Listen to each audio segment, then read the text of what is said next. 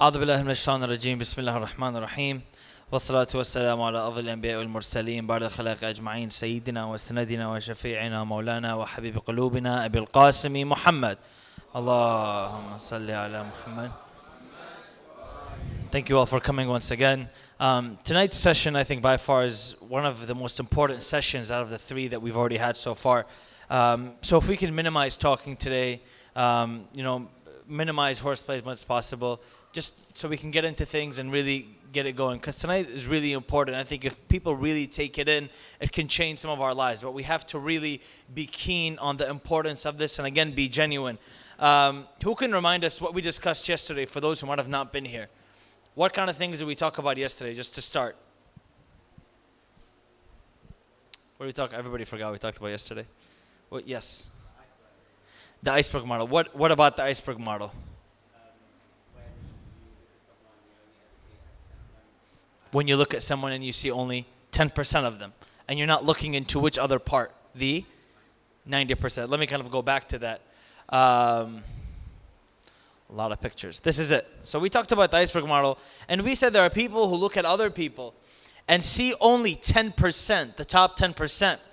And they don't really see the 90% that's on the bottom. That's their beliefs, their values, assumptions, norms, past, things they live by. We really don't look at that. We're just typically interested in looking at the 10% of people, and we forget everything else that's down there that's more important. And what that does for us is that makes us judge people immediately. Which video did we show yesterday to kind of support this concept? From what show? Who remembers? We showed a small clip from a show. Yes, sister. What would you do? So we showed a what would you do clip about a girl who was being kidnapped, and normal people who we would think are good doing people did not react. It was in America, and two random African American males, who you'd think are thugs or gangsters, ran up to the girl and tried to save her and help her. It was very different than the norm that we're typically used to. So we did an activity. And we tried to figure out what the occupation of these three individuals were, right? And many people took guesses at them, and some aimed in the dark and said, this is a doctor, this is a cook, a artist, a musician. And after, many people judged positively. Some people judged negatively. Most people judged positively. And we identified the three people, the CEO of Pepsi, Bernie Madoff, and Ahmed Al-Abadi. Three different individuals, okay? And today what I'd like to discuss is kind of putting everything together into the culmination. Because if all of these things are not manifested in us, then we cannot make our relationships work, okay? I'm going to put the slide away so I don't give you guys any answers. Let me just kind of go back to the iceberg model slide, okay? And oops.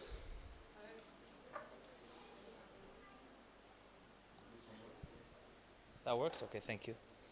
And I want to get your opinion on something. A lot of experts say that the divorce rate today in the world, not only in the Muslim world, but in the world, is about 65%, right? That's a very, very high percentage. That is 1 in 2 people, or 1.5 in 2, you can't really have a 0.5 person, but 1 in 3 people who get married end up getting divorced. Not only divorce, but family problems. People who have issues with other people. People who don't get along with their mothers, with their fathers, with their sons, with their daughters. There are people who just cannot get along with other people. When we have committees, when we have organizations, we typically start fighting. When we try to set up any sort of organization, we fight amongst each other. We try to help out, but we can't because we don't know how to deal with people.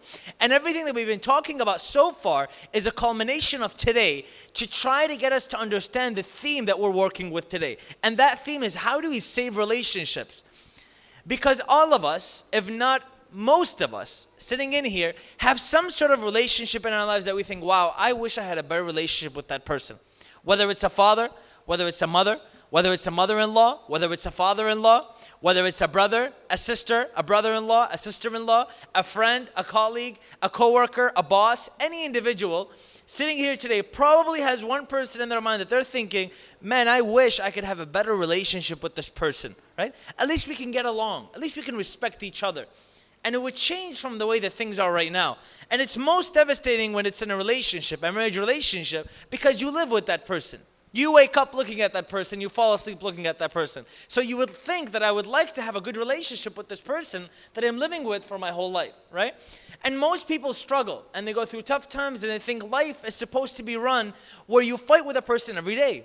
They think life is meant to be living where you yell at a person every day if you don't get your way.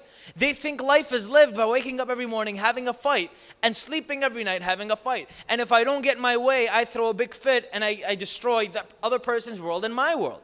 Most people, or not a lot of people, live this way. They really put their life at detriment and other people's lives at detriment. And they don't put themselves at peace. You ask some people, are you at peace? They say, no. Why? He said, because I'm always getting into arguments with someone. I'm always fighting with someone. I don't know how to get along with people or make people understand me. And that's where we're going to try to go today. Hopefully by today's session, about 45-minute to hour-long session, we'll try to conclude this into trying to help us reach better solutions with people and getting people to really understand us. Before I go to my slide, I want to come to you guys because I don't believe I have all the answers. I think you guys have the answers. And this presentation is not really me telling you this is the right way, do it. But it's me giving you an idea and you saying, you know what, this sparks something in me and I want to do things this way. So I'm going to ask you, I want your opinion. Why do you guys think relationships might fail today? In today's modern era, what are some components or some things that might make our relationships fail? Whether it's with family, with a significant other, a brother, a sister, a coworker. What are some things that you might think make our relationships fail? And I really want to hear from you guys because that also helps me understand in the future what kind of issues to tackle. Give me some data from your experiences. So please raise your hands. Let me know. What are some things that you think make our relationships fail? Ego. That's a very, very big one. Ego. Okay, Brother Jawad said ego. That's a very good one. Yes. Lack of communication. That's a huge one. This was supposed to work. Communication. That's a very... What do you mean by communication? Can I get you to explain on that a little bit? What kind of time? Like they're just sitting watching TV? Okay. Okay. So just being together, or are they actively sitting together? Actively sitting together, right? That's a big one. That's the other hand. Sister.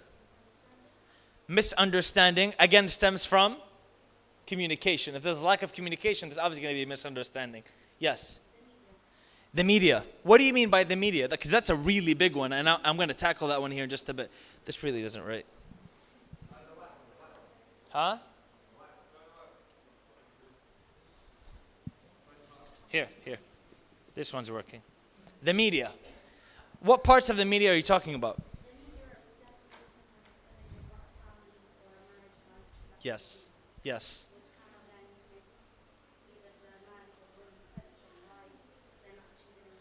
Yeah, especially with a lot of chick flicks that might be out there today. People have a specific expectation. This is how I should live. I should live according to this movie, or according to this show, or according to this program that I might watch. And people really believe these things. Yes. Ahsanti. Thank you. Let's see if this one works. Perfect. Good. The media. Anything else? Any other ones? Yes. Lack of trust. Elaborate on that. What do you mean?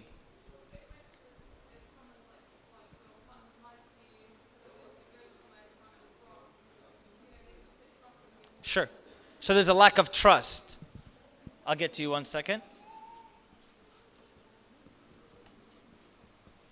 Yes, Justin. Parents. Explain. What do you mean about parents? Okay.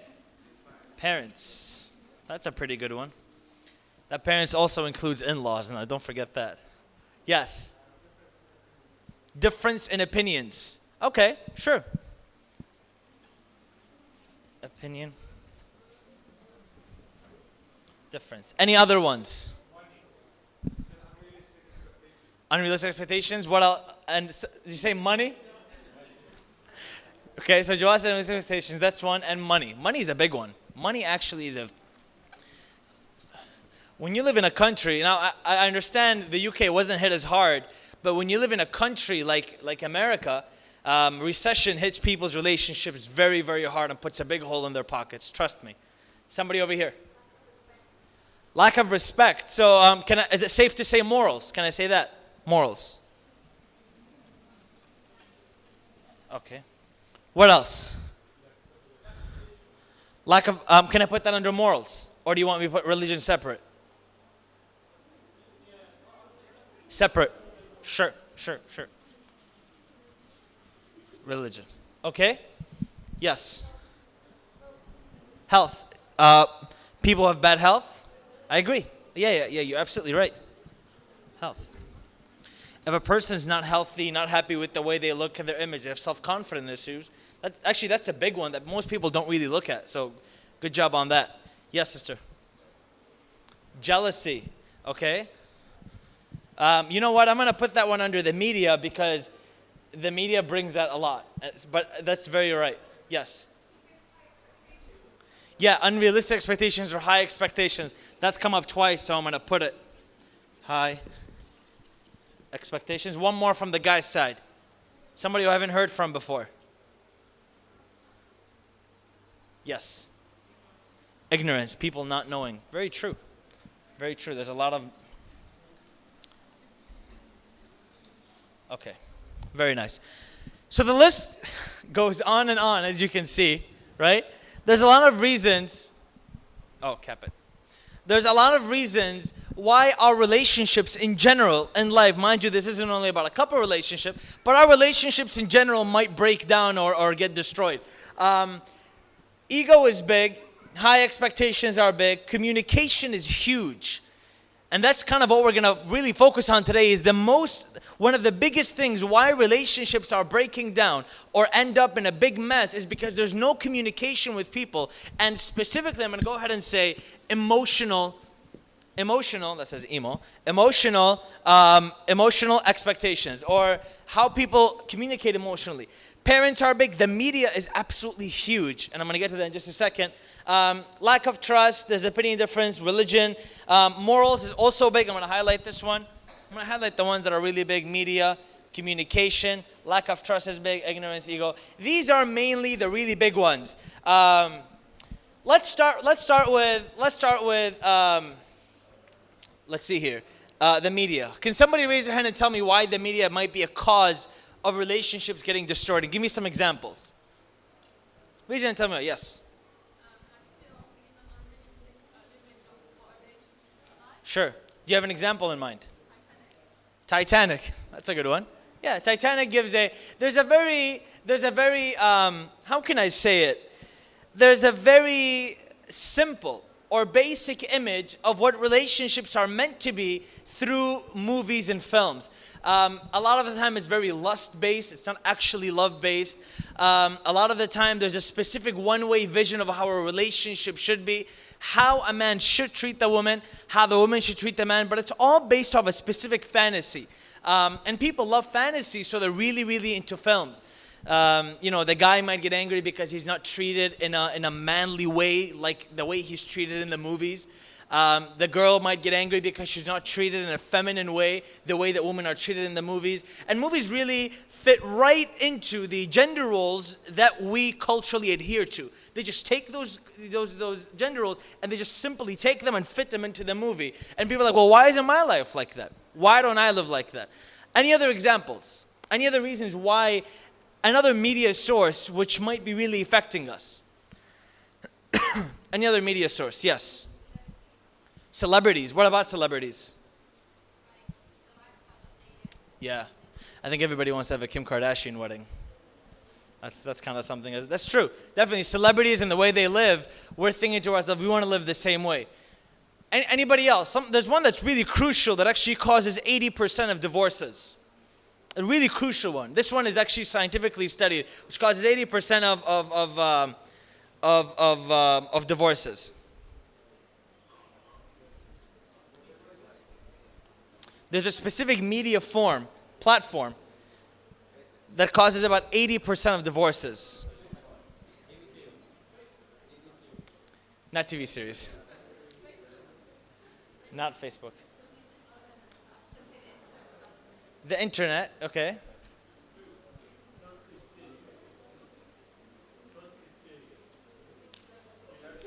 Oh, Turkish series, yeah. Turkish series are not good. I've watched Turkish series. They never end. 50 episodes and they still can't figure out how to love each other. It's really bad. Sister over there. Huh? Social media. Social media is one. One of the biggest ones that most people don't realize, and I'm just going to hit this briefly, is indecent clips or indecent movies. And we're talking mainly things such as pornography. People don't realize that that's a very big issue. Actually, in some books, it says that 80% of divorces are caused by people who are addicted or are watching very, very negative sexual-based movies because they let people live a type of fantasy of how real life should be when it's very, very different. And this isn't something just young people go through. It's something that people who are married, who are elders go through, and which causes a very, very big issue and rift when it comes to marriage. Many people don't realize it. Many people will never guess that, wow, this is such a big problem. There was a professor who wrote a book called The Porn Trap. It's actually in my backpack, and I brought it for anybody who wants to, to look at it because it's a big issue. And in this book, he says that 80% of divorces that are caused today are subconsciously caused by indecent movies or indecent clips that are being shared around.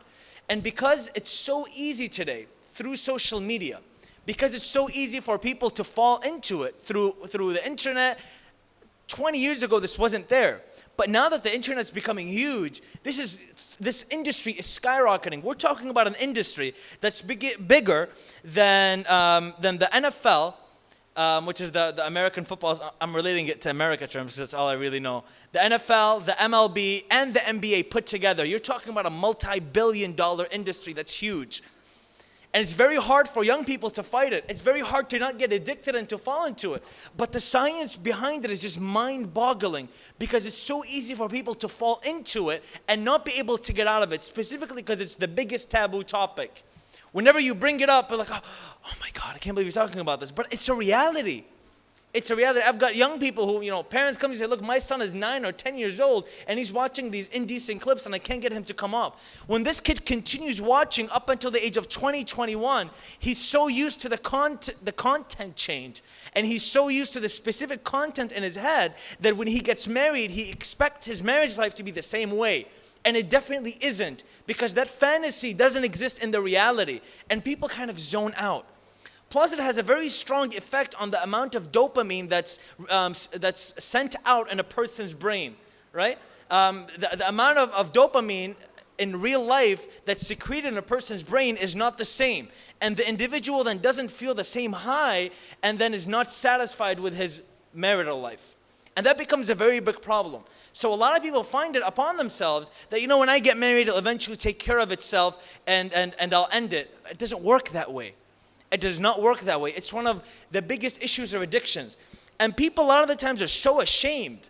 They feel so bad about it that they can't open up to anyone and talk to them. They don't even open up to their own partner because they realize if I talk to my partner about this, I'm going to feel embarrassed. Or my partner is not open enough. They might judge me. My partner might not support me. And in the healthiest relationships is when the couple come up and say, look, we know this issue exists in our relationship. Let's try to fix it. Let's try to solve it. Let's come to a solution. If you need to see therapy, then you should see therapy. If you need help, then you should, be given help. And a lot of the time I tell youth groups, and I tell this youth group the same thing. If you want your young people to not indulge in these things, you need to keep them busy. You need to give them youth groups they can attend. You need to give them some sort of alternative so they're not stuck at home on the computer 24/7 or on their phone. Because if they're like that, then they are going to get addicted and fall in.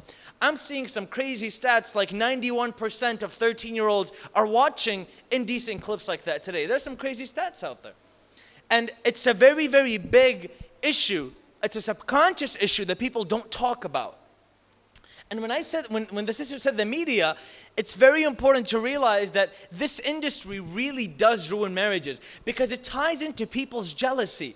It ties into people's feelings of a lack of satisfaction. That feeling of emptiness and lack of satisfaction really puts a person down, right? The partner might feel guilty. They might feel hurt. They might feel unwanted, unloved, and that what will do to them is just destroy them.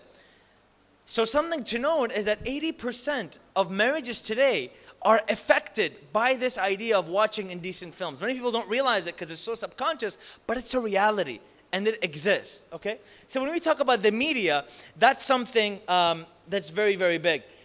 Communication is huge, and that's what I want to kind of talk about today. Because one of the biggest reasons why people fail is because they cannot take all of these. I think at the top of all of these things is communication. If you can communicate about any of these issues that are here and properly talk about it and properly express it, then you immediately will be able to master any relationship that you're trying to figure out. Because if you can communicate properly about your ego, about your ignorance, about your lack of trust, opinion difference, religion, then you immediately have conquered something. And here is the guide that I've created from Dr. Gottman's research. Now, I said this before, I'm going to say it again.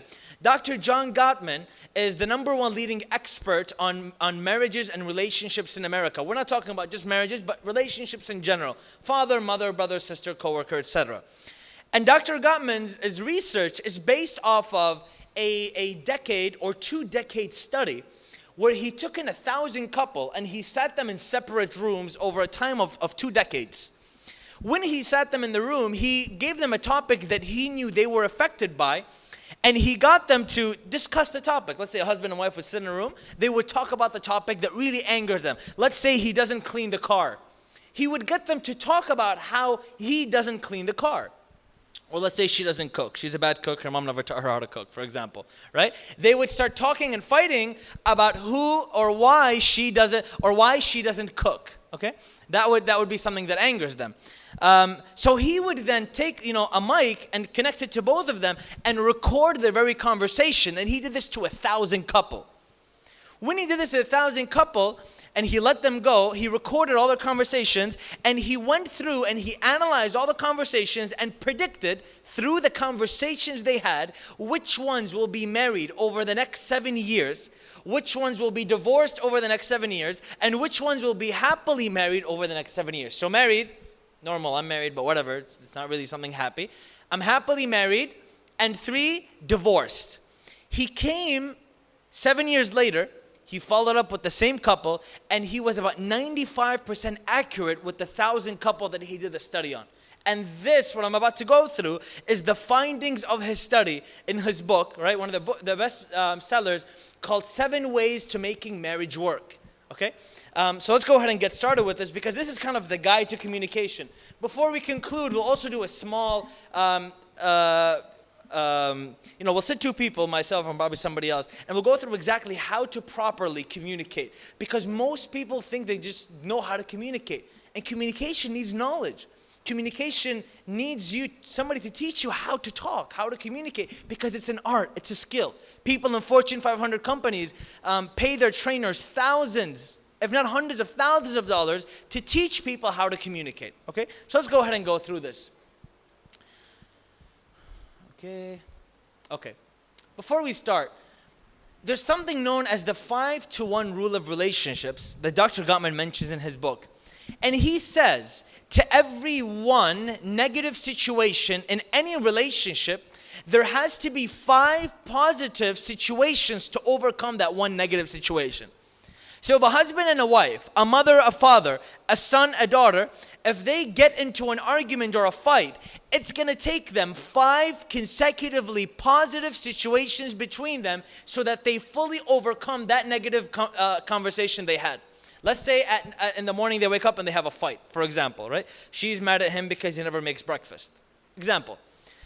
It's going to take them 5, he has to bring her flowers 5 different times during the day. So there's a positive situation in order for her to forget what happened in the morning. Okay? I'm giving you an example. This is a really good guy, by the way. You will not find guys like that. So the idea is, look at how significant a negative situation is. A negative situation is so detrimental in a relationship, people think, he'll just get over it. She'll just get over it. No. The studies show that it takes 5 positive situations to overcome any or 1 negative situation. Now, think about how many negative situations we have with people. We have so many negative situations with people. It would take a lifetime of positive things to turn that around. There are some people that we get into a fight with every day 3 times, 4 times, 5 times. We're constantly arguing and fighting. And that's a problem. That's a really big issue. So let's kind of move on. We'll come back to this one because that's about communication. So there's things known as the four horsemen. Dr. Gottman states in his book that the most positive relationship, be very keen to this, is the relationship where people know how to resolve conflict. Conflict is not a bad thing. You and someone else is agreeing is not a bad thing. Of course, obviously, if there's respect and there's mutual understanding. But having a conflict in its essence is a very good thing because people share ideas. The problem or the difference between positive relationships and negative relationships is people who are in a happy marital relationship or any relationship with someone know how to solve issues. They know how to deal with issues, and people who are in the negative situation do not know how to solve issues. People who are happy are not people who never get into arguments. Mind you, there are some studies which show people who get into more arguments in their relationship sometimes are happier because they know how to deal with issues, and when they solve the issue, it makes them more confident in their marital relationship. Because it's about knowing or having the skills to solve that issue. There are many people who don't know how to solve the issue, and that's why they're having, problems in their relationship. So the key here, remember, is conflict resolution. How do I resolve the issue between me and that person? And Dr. Gottman literally breaks it into 4 different horsemen, 4 different things. If they creep up into your conversation, then you should know that your marriage is not going to last or your relationship is not going to last. 4 things. If they creep up in conflicts and it continues happening like that and you don't overcome it by positive things, your relationship is destined or bound to go the wrong direction. And he's got the scientific evidence to prove it. Here's the first one. It's called criticism. When people argue, something that typically comes out or people bring forward is this idea of criticizing another individual. Right? So, for example, they're fighting. Criticism is attacking your partner's personality or character, usually with the intent of making, making fun of someone. For example, a person will say, "You always," "You never," "You're the type of person, to just leave someone alone." "Why are you so stupid? Why are you doing this? Why is this happening?" The person feels like there is criticism that's being given to them on this issue. And they immediately get defensive. Because they realize I'm not in a very safe environment. See, what he's trying to do is he's trying to create a safe environment when a conflict takes place in order for people to feel comfortable in expressing their emotions and saying things the way they really want to say them. When this happens, you really don't feel like talking. When someone says, "Look, you always mess up. You always do this same stupid thing over and over again. Why are you this? Why are you so dumb? Why are you so stupid? Why don't you know how to do this? You always make me feel like this. You always point the right? Always, you always. Why are you so?" Criticism after criticism after criticism. Raise your hand if you've ever said that to someone. Be honest. Raise your hand. Most of us. How lightly do we take that? "Why are you such a haywan? Why don't you understand?" We'll tell people that sometimes. "Why don't you listen to what I'm telling you?" We say that almost on a daily basis to people, right? We say to people all the time, "Why don't you understand?" And we take it very lightly, right? Very lightly. When in reality, in a conflict, that's very strong criticism. If that creeps into a conflict, then it's very hard for you to go back. Telling people, "Why do you always do this? How come you're like this? Why don't you change the way you are? You're so this, you're so that." People then start getting defensive because they've been attacked. There's no safe environment anymore for them to speak or talk their emotions. They just feel like, I'm shut down. You're criticizing me. I'm going to criticize you back. And we'll see to where this leads. The second thing is known as contempt. Okay? Contempt is attacking your partner's sense of self with intention to insult or psychologically abuse him or her, such as name calling, evil, horrible, mean, wimp, coward, evil, for example, right? What we do as humans, we're a very interesting bunch. I'll tell you something. When somebody attacks us, we will purposely attack you to try to bring down your self-esteem because we're so angry with you.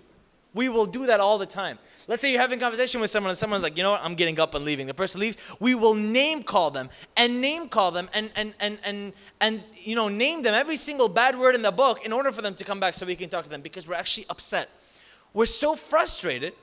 We're so angry that there's a lot of name calling that happens. Let me ask you guys this question though.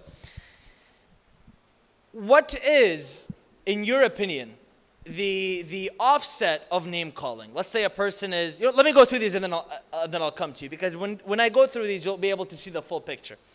The next one is being defensive, right? Seeing self as the victim, warding off a perceived attack, acting like the victim and warding off danger. True, but you are the one who. This is a very classic thing that happens, and this there's a lot of victimization. I am right and you are wrong. I play the victim, right? When do people feel defensive? Raise your hand, let me know. When do people start feeling defensive in a conversation? When they realize they're, no, I disagree with you. Remember, humans are, there's so much ego in us. No matter how much religion you pump in a person, ego still exists, no matter what. So that ego will always come out. It will always creep out. But what gets us to be defensive? Yes. Huh? An attack. Exactly. What else gets us to be defensive? What else? Sorry, I can't hear you. You're all the way in the back. When you're deprived of your rights. Exactly. When you feel like someone is putting something on you that's not true, or you feel pressured, you immediately jump back. So you tell a person, I'm not wrong, you are. And it's actually the opposite. When we realize how right we are, or when that ego kicks in, we will become defensive in order for us to fight back and say, you know what? No, you're wrong. I'm right. Let me tell you why. We'll become defensive, right? It's a defense. That's why it's called being defensive, because it's a defense mechanism against an attack. You want to defend yourself. And defensiveness really comes up a lot, specifically with ego. And it's interesting because how many hadiths do we have, one after the other, speaking about lowering your ego? And there's something known as a life-saving technique in a conflict. When one of the couple says, look, I'm sorry, I apologize. Or you look at the person who's yelling at you or is being very angry, say, look, I apologize. I'm sorry. You may not be wrong. Saying I'm sorry or apologizing to them, even though you might not be wrong, takes the tone of the argument from here and brings it all the way down to here. Because that person realizes, you know what? You're not going after who's right or wrong. At the end of the day, the ego isn't there anymore. You just want to bring down the conversation. So with that minute the person apologizes, look, I'm sorry, even though the person's angry, even though you haven't done anything wrong, to calm them down, when you bring down, you say, I apologize, that immediately brings the tone down. And partners will throw this to each other as a life-saving event. It's like, we're both drowning, we're in this conflict, I'm sorry, let's bring this back to where we started. And it helps so much. It helps a lot. Because how do you talk to a person who's yelling at you? Or how do you talk to a person who's very angry or very mad? At times, just coming in and saying, I apologize, I'm sorry, and then letting them go and coming back to them later, they will completely change their mind, right? How many times does it happen when we tell a person, I'm sorry, I apologize, that person goes for 5 minutes and goes back and says, look, I'm also sorry. I made a mistake. I shouldn't have said that to you. I shouldn't have, for example, cursed at you like that. I shouldn't have said this quality about you. It immediately changes the tone. When we're defensive, when that creeps in, know that that this argument is not going to go very far. And here's the last one, which I think is very important, stonewalling. This is huge. This is more common among males than females. This is not always a situation, but it's more common.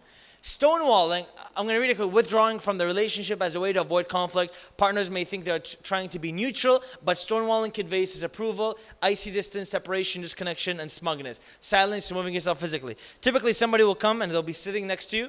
They're talking to you. You just get up and you just start walking away. You'll get up.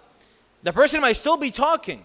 They might still trying to communicate with you, but your immediate action is to get up and to just walk away. Right? And that person's like, I'm still talking. You might think to yourself, you know what? I'm going to let you calm down and I'm going to come back to you. And that person's like, what do you mean? Calm down. I'm not mad. And then they'll start yelling even more at you. Right? Whether it's the guy or the girl. Stonewalling in distance is a big issue because it completely cuts off any conversation and angers the person more. We do this over the phone. We do this in person. We do this online. A person or us, we're talking about an issue and immediately there's a cut. I don't want to talk about this anymore. Drop the topic. The person in front of me says, look, we're talking about this. I want to talk about this. And it happens more with males where a female comes and says, look, we need to sit and talk about our emotions because this is not emotionally healthy right now. and the guy's like sitting there watching a game, or he's reading a newspaper. Classic stereotype. It's like, can we just talk about this later, right? Real Madrid and Manchester United are playing, for example. Can we just talk about this later? Because there's that stonewalling that let's just talk about emotions later. Emotions are boring. It's not interesting, right? You'll be just fine. I'll be just fine. Let's just move forward, right? And the man then hence just stonewalls, right? We'll talk about this later, or I gotta go right now, or the person just gets up and goes to their room. That creates a very big problem because there's an overflow. You feel like you're so flooded with emotions. There's nothing else for you to do but run away or walk away. How many of us have ever felt like that? You feel like there's so much emotion inside of you, you just can't function anymore. Who's felt that before? It's crazy. It's crazy. Guys, come on, be honest. How many of you guys have felt like there's so much emotion inside of you? Guys are like, we don't feel emotion, we just feel hungry, that's it. Right? You feel there's a flooding of emotion inside of you, right? And the only thing you want to do is just want to get up and just walk away, because how else do I deal with the issue? When this defensiveness stonewalling kicks in, the other person feels completely discredited, disapproved, and they feel like they just cannot do this. Okay, so what would be a alternative to stonewalling in your opinion? How do you tell somebody we need a break? Can we stop? How do you do that? If you're talking to someone, you just can't. Your just brain is not functioning. Their brain is not functioning. You realize it's escalating to a very high level. You want to stop it. What do you do to get them to stop? How do you do it? Yes, little man. Huh? Talk to them, but they just don't want to talk to you anymore. They're like, get out of my face. I don't want to talk to you. Yes. Huh? Agree with them. Then you're hit with this line. Don't act like you understand me. You don't understand me. What? It's like, that's right. I don't understand you, but I'm just going to tell you I do anyway. No, seriously. How do you tell people, let's take a break? Make eye contact? Okay. Yes, sisters got it. The best way. Wait, do you guys want to say something? Say it. Say it. Wait for them to calm down. No, it's absolutely right. Actually, it's interesting. When people have a hidden emotion or a problem, they do not want. See, this is the irony of human beings. When we get mad, as much as a person giving us solutions helps us, we're just like, stop talking. I just want to talk about my problems. Don't tell me what the solution is. I don't care about the solution right now. So most people, when they have an issue, they don't really want solutions. This will save your life if you keep it in mind. When someone comes to you and is angry with you, or has a problem about something else, and you want to control the situation, listen to them actively. Do not say anything. Nod your head. Genuinely act, right? And look at them and say, I understand what you're saying. Nod, let them know that you're listening. That tone will immediately calm down, right? Or another thing you could do, and this is interesting, is when you enter at the same tone they enter and lower that tone, they immediately start calming down. I'll give you an example. Let's say somebody says to you, somebody says to you, I can't stand you. You come and say, you know what? I know you can't stand me, but let's just take it easy. Let's just calm down and take it easy. When your tone goes from this to this, they immediately feel like, oh, this person's tone just went down from a high tone. I need to also control myself. When you also listen to them, when you're listening to them, they immediately like, look, this person's listening to me. I'm going to talk and talk and talk until I feel better. That talking makes people feel so much better. That 5-10 minutes of venting, whether it's to a male or a female, to a mother or a son or a father, to anyone, whether you are right or wrong, letting a person just talk for 5-10 minutes will make them calm down from here all the way to here. And they will feel so much better. They really will, because they just want to listen. Most people don't want solutions when they're angry at you. They just want you to listen to them. They want you to know that you're not hearing them and they want to be heard. When you sit and actively listen, that's when this change starts to happen. That's when things really keep going through. Let's see, is there anything else? Okay, here's the problem. Couple of things. Most people just want to be heard. They're not given any excuses. People also want to vent and talk their hearts out. That will allow them to calm down. Do not deal with situations when others are angry. And what I'm trying to say with this is if a person's mad, do not interject with your own, no, but hold on. No, but you're wrong. Here's how you should do it. This is where you went wrong. No. Let them calm down. Listen to them. Be the emotionally strong one. They will come down. And when they do, when they calm down, you then have a much better chance of resolving the issue. Even if you sacrifice your ego for a little bit, when they calm down, they will realize how wrong they were and how important it was for you to stay calm. Something people don't remember is this. It takes a much stronger person to calm down than a person to yell. So you never look like the weak one if you're quiet, because everyone knows it takes a much stronger person to stay calm. And it's not very hard to get sparked and to get angry. It's very easy to get mad. To stay calm is very hard. And when a person who's with you realizes how calm you were, their level of respect just increases. I remember I had a situation at work where we were in a class, and I was telling some of the students that they shouldn't be in an area to move to another area. And one student must have had a really bad day and they just completely blew up on me. You're this, I don't like you, blah, blah, blah, blah, blah. Very angry, and the students were all standing there watching, right? Person must have had a very bad day. I must have also had a bad day, and that was just a very, very bad day. Let's put it there. Person was angry with me. All the students were watching. And I think there was no name in the book. They didn't call me. They're very angry. And I stayed very calm, right? And, he was talking and talking and talking, and he just walked away. And I also was like, you know what? No problem. I walked away. Next day, students come up to me like, Brother Ali, we can't believe how you took that guy. We can't believe how you dealt with him. You looked so big in front of us. The person's so wrong. And people start to defend you. Imam Ali has a beautiful hadith, right? He says, Quwwatul Halimi. Quwwatul Halimi. Let's see. It's not coming to my mind exactly. Imam says that the power of the one who is patient is that his enemies or everyone else makes him as the strong and makes the other person as the weak.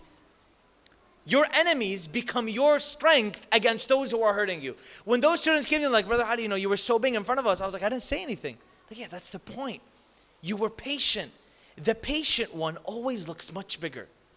When we're kids and we're at school and there's two people fighting and somebody's punching you, if you're standing there, you're not fighting, it was like, oh, you're so weak. Yeah, that's middle school. That's because they're kids. When you enter the professional world, when you're older, when it's time for you to get a job and someone comes to yell at you and you're patient and you don't say a thing, you look like the strongest person ever. Because it's easy to get mad, but it's very hard to stay calm. Very hard. Extremely hard. Anybody can get mad. Anybody can, lose it and just go crazy. But not any person can stay calm. And that person who understands his emotions and empathizes with the person in front of him says, you know what? If I was in their shoes, I'd be mad too. That's the strongest person. Not all of us can do that. When we can do that, we reach a different level when it comes to being able to talk to people. Let me say this though. Listening is not the easiest thing at all. And I want to kind of get your opinion on this. Let's see here. Where's the marker that I had?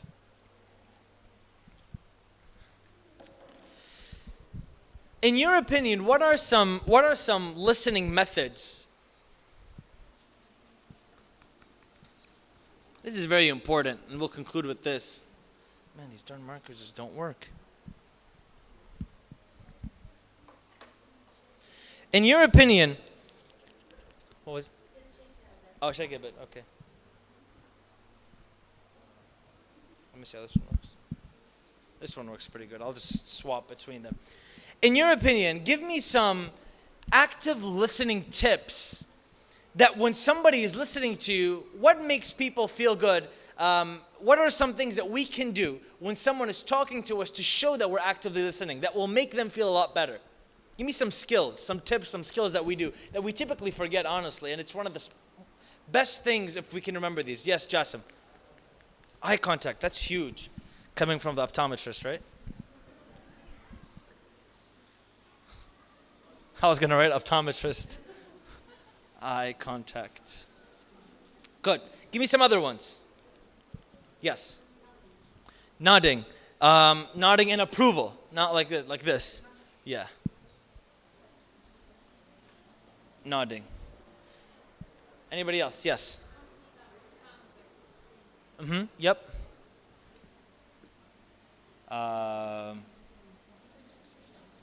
Reassuring words. Yes. I understand. Yes. I understand. Yes. Body language. What do you mean by body language? Do me a favor. Bring your chair right here. Bring your chair. Bring your chair. Come. Bring your chair right here. I want you to show me something. Come on. Don't be shy. Who can, from the guy's side, who can show me positive body language? What's positive? Because we just say, what's positive body language? Someone come bring your chair here and show me. Or there's a chair already here. Because I think everyone really needs to see that. We do not know what positive body language looks like. Yes, Yusuf. Come show us. Somebody get him a chair. Grab that chair next to the brother right there. Oh, that is definitely supportive body contact. Come sit on this chair. Okay, so let's say me and you are, I need some water here. Let's say I'm venting to you, right? We're sitting. I mean, I can sit however I want because I'm the one who's upset, right? Yeah, let's say I'm upset. So how would you show me that you're listening to me? So I mirror your body language first. Okay. If you're back, I'll come forward. Okay. If you're forward, I'll. Okay. I'm going to cross like this and create a barrier between me and yourself. Yes. So I want to open up my body, show that I'm listening. Perfect. And mirror your reaction. Perfect. And what are you doing with your hands if somebody's like talking?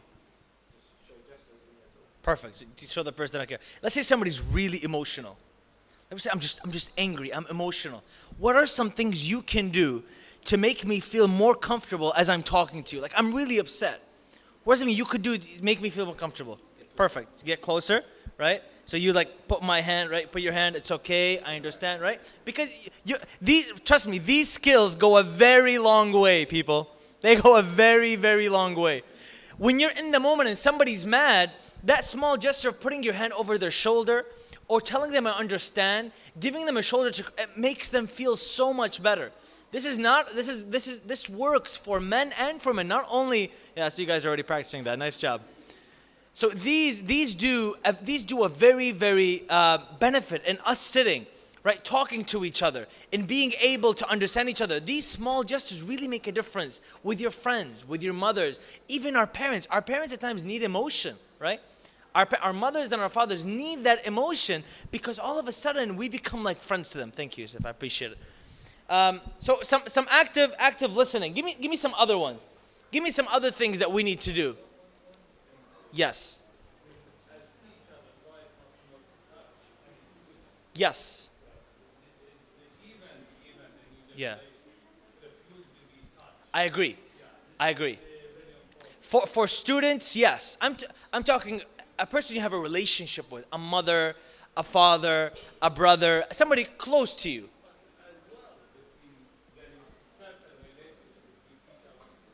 Yes.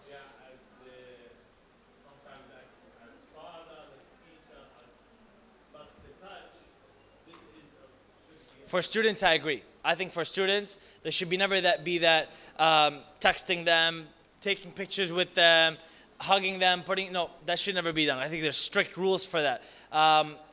And somebody who's close to you, though, I really believe if somebody's close to you and they're angry, somebody you have a relationship with, then it would be okay to, make them feel better, to console them. Because it's nice to be able to console someone. Any other active listening tips? Yes. Huh? That's a big one. Yeah. So we're talking not interjecting. We do this so much because when people talk, we're listening so we can reply. We don't listen with our hearts. We listen with our minds. And we're supposed to be listening with our hearts. We're supposed to be listening saying, you know what, I really care about you. I really understand what you're saying. I'm trying to put myself in your shoes. Most of the time we're listening, so what? So we can reply to the person, be like, boom, I got you there, you're wrong. A lot of time we're like that. Or stop right there. I have a really good point to tell you of how wrong you actually are. We don't actually listen with our hearts, even if we think the person is wrong, to console them, to make them feel better, because that person is important to us. Yes, sister, you had your hand up.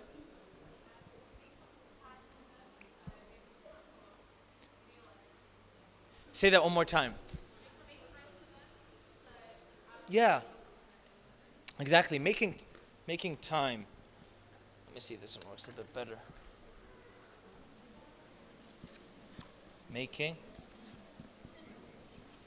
Making time is huge, because there are ways and places to talk to people. You can't, some people, you need to take them out to coffee to talk to them, right? A coworker, an individual. Like, look, I really need to talk to you. Making that time, especially if you know the person, to go out and talk to them, because it makes a difference when there's that one-on-one experience.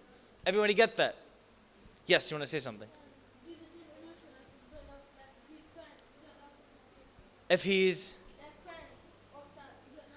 No, don't do that. Brother's saying do a similar emotion. If a person's crying, laugh in their face. You wanna, what you wanna do is, if they're crying, you wanna make sure you're serious, because that's serious to them. But when they start lightening up, maybe it's okay to throw a couple jokes in there, right? To try to get them to feel better. Because humor definitely calms the situation down and makes them feel a lot better, okay? Any other questions before we conclude? Remember, the listening portion of it is the biggest portion. Yes. Yeah. Yes.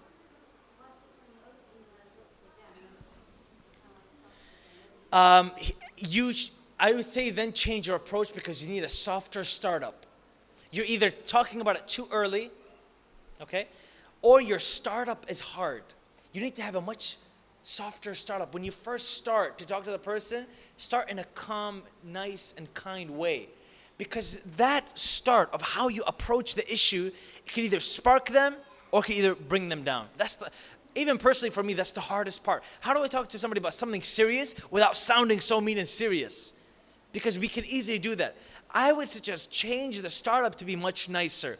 Take the person out and talk to them. Put them in a safe environment, then talk to them. Right? Get them something, then talk to them. Put them in a very safe environment where they feel loved, appreciated, then talk to them. That will help a lot. Typically, we just, 2 minutes later, hey, are you okay? I want to talk to you about this again. They're just like, give me some space. Some people really need their space. They need to think about it on their own, come to a decision, and then you talk to them. And that perhaps is the best way, okay? But this active listening bit is the most important piece, because we do this on a daily basis. It's on the go. It's on the bus. It's at work. It's at school, etc. And if this is mastered, then a lot more can be done. Trust me, this is a simple exercise. But if we do this on a daily basis and we keep it in mind, everything that we said today, and not allowing the 4 horsemen to enter our conversations, we will do a lot better. A heck of a lot better, inshallah. Any questions before I conclude? Awesome. Thank you all very much. Tomorrow there's a Q&A. We're starting at 10:30 sharp. Exactly 10:30. I don't care if there's 1 or 2 people here. We're going to start, and then as people trickle in, then they can have their questions ready, inshallah. Okay? Thank you all for coming. Wassalamu alaikum wa rahmatullahi wa barakatuh.